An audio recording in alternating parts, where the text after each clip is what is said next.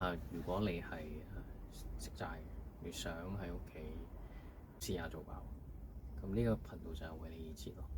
如果你唔係食齋嘅人呢，我建議你睇一睇下邊嘅連結先，我會將嗰篇文章講出嚟點解要食齋。如果你唔係食齋嘅話，我諗你唔太可能會接受我嘅做法。其實做包嗰個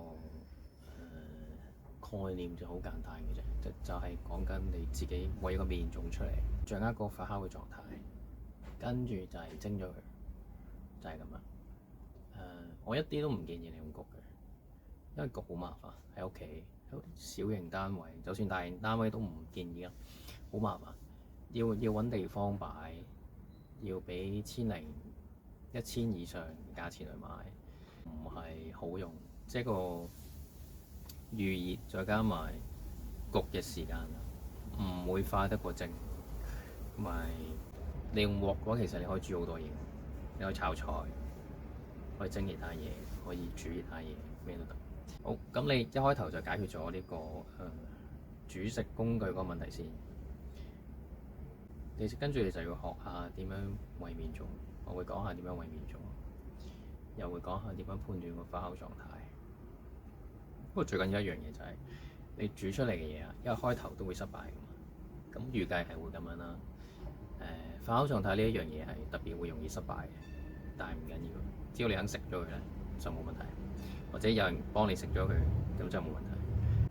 我諗如果你係食齋嘅話，我諗你呢啲方面咧你會謹慎啲嘅，所以你就認真啲去做呢一件事。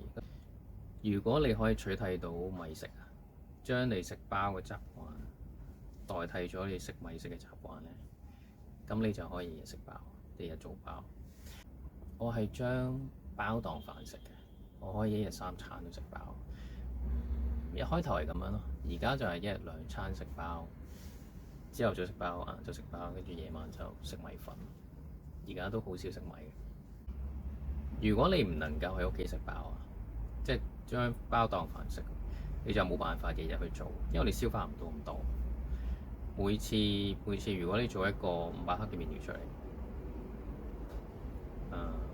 ，648，當你一盤有6隻，每隻80嘅話就480克，咁你做500克就差唔多。嗰個係講緊2餐嘅份量嚟㗎啦，已經2餐嘅份量嚟嘅。咁我諗你唔會淨係食包㗎嘛，即係你總會配一啲嘢㗎嘛。如果你淨係食包，你唔配其他嘢，咁你個包本身就要加好多嘅。我就加豆渣咯，加豆渣同埋啲其他嘅料落去。但我估計你一開頭就唔會咁單方向，淨係食包嘛。你可能食啲菜啊、水果啊、蔬菜啊、水果啊。水果就唔建議啦，蔬菜就食多啲豆類啊。同埋如果你屋企人有煮嘢俾你食嘅話，咁你應該就消化唔到嘅啲嘢，一日超過500克就已經消化唔到。所以最大嘅問題就係你要日日食包，咁你就可以日日做包。如果你可以日日做包，咁你就進步得好快。你而家睇緊呢段片咧，我會講你聽點樣做，咁你好快應該就上手嘅。如果你認真去做，係啦，講緊呢個最緊要嘅樣嘢就係你嗰個價值、嗰個觀念係點樣咧？做包呢一樣嘢，如果你唔係自己為麵種，或者你為自己為麵種，但係你加埋其他商業項目落去，雖然你嗰個流程會加快，因為加咗商業項目，你個發酵程度啊、發酵狀，你個發酵時間一定會縮短，一定會快好多。咁你可以嘅，你完成嗰個麵團嘅時間會快好多。但我唔建議你加商業項目落去，因為我跟嗰個美國師傅咧，佢嘅做法咧係冇商業項目，傳統嘅做法亦都冇商業項目呢樣嘢。咁如果你唔係跟隨傳統嘅做法咧，你雖然唔會做到啲包出嚟，同埋快好多，所以我諗你會迷失。我而家喺度做緊一啲造型包，一啲碼頭花卷，做得多我都迷失。所以我知道如果你落商業項目嘅話，你好快就迷失。你會慢慢去，你會覺得麵粉加水加酵母粉，跟住呢啲嘢太過簡單，唔夠睇頭。但係呢一種諗法都係錯嘅，因為你加咗商業酵母。如果你用自己餵嘅麵種，你就會慢慢去了解到嗰個裏邊嗰個層次啊，嗰個內容係點樣。雖然話啲材料就簡單，但係咧你要了解嗰個內涵咧，要花一段好長嘅時間。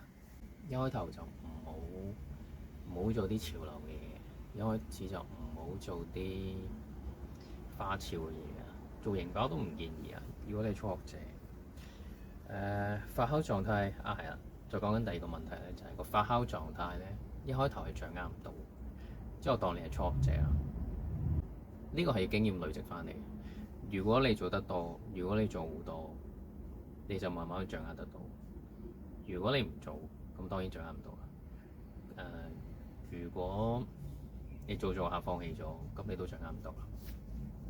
咁發酵狀態呢樣嘢究竟係點樣掌握翻嚟嘅咧？就係我就喺麵包館學翻嚟嘅。但係我諗，如果你跟我嘅方式去做咧，你做得多都會掌握得到。喺香港一般麵包館唔係自己養自己嘅麵種。我做過一間係冇自己養麵種，但係都有啲包款係落商業酵母。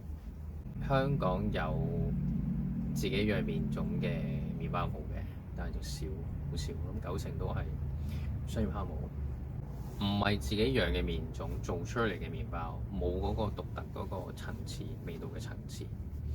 咁我屋企就可以做到呢一樣嘢，因為你擺你自己嘅精神時間、你嘅誠意啊、你嘅內心落去啊嘛，咁你一定可以做到。個配方就喺度，睇你跟唔跟嘅。所以如果你睇到呢個頻道啊，睇到呢段片啊，如果你想喺屋企做包，咁就認真啲去做。